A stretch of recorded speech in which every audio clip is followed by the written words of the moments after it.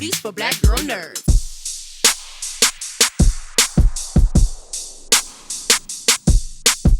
Ruby, thank you for your time. You look amazing as usual. And Oh, with Victoria, you joined this realm of beautiful, badass, bald women. I yeah. love beautiful, badass, bald women in action films. What is your routine for getting up, going on set, doing these types of roles that get you in that sort of kick butt frame of mind?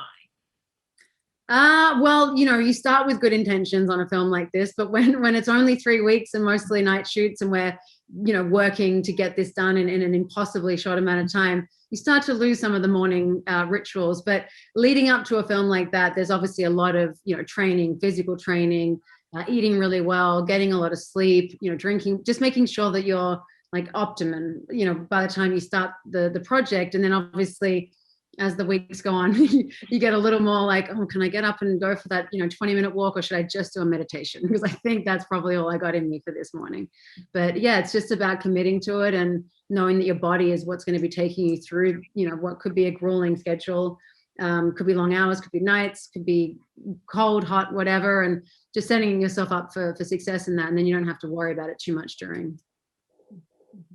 With all of those things, the physicality, the preparation, you also on the career side get to be paired with one of Hollywood's most storied actors of all time. Is there an intimidation factor when you begin not only trying to get it all done in a short amount of time, but just the person who's opposite from you, who's had this long storied career in Hollywood?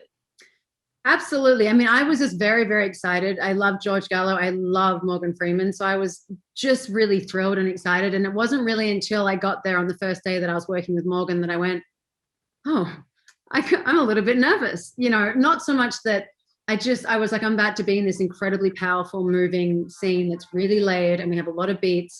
And this is my first scene with him. So we didn't get to kind of settle in nicely. We just went straight into it.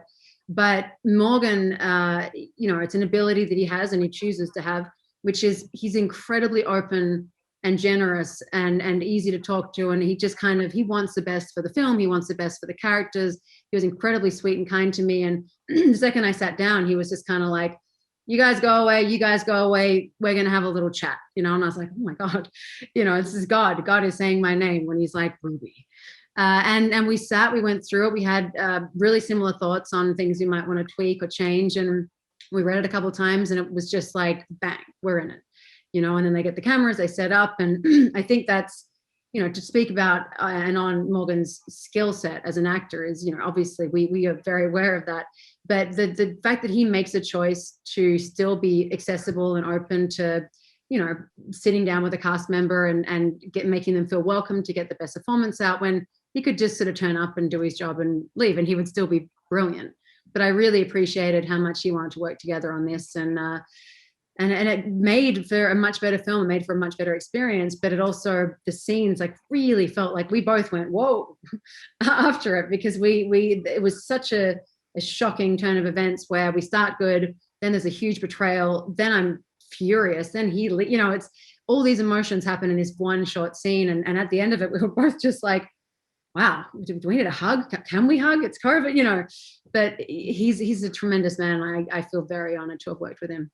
Well, you did a wonderful job.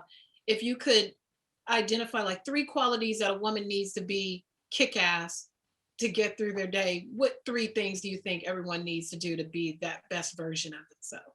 I mean, I think just by being a woman, you already got one of those things down pat, let's be honest. I think for me, to get through a day and to kick ass and be badass, I think it's important to have, like work out every single day what your intention is for that day. And if you have a clear intention, whether you meditate, whether you say it in the bath or in whatever it is, whatever your style or technique is, journaling, if you set an intention every day, then you'll make that intention. The universe will bring you that intention.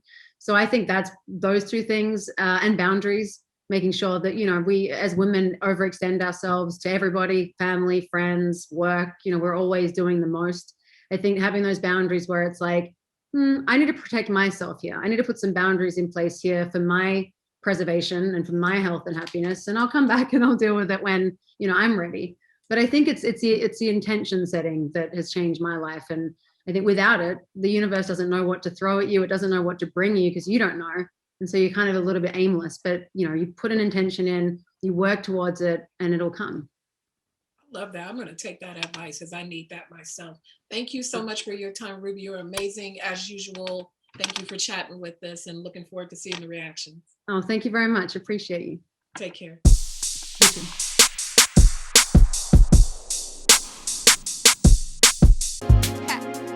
Better shake your booties for black girl nerves. Better shake your booties for black girl nerves.